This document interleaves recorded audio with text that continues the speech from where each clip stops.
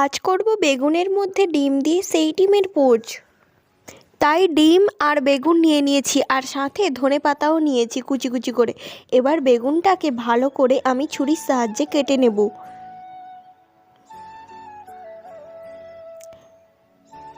এমনভাবে কাটতে হবে যাতে ডিমটা ভালোভাবে দিতে পারি। বেগুনের ভেতরের পুরগুলো আমি বের করে নেব চেঁচে চেঁচে। এবার বেগুনের গায়ে তেল মাখিয়ে নেব। এবার গ্যাসে শিকটা দিয়ে আমি বেগুন দিয়ে দিলাম। বেগুনের ডিম দিয়ে দিয়েছি। এবার ওয়েট করব আমি কখন হয়।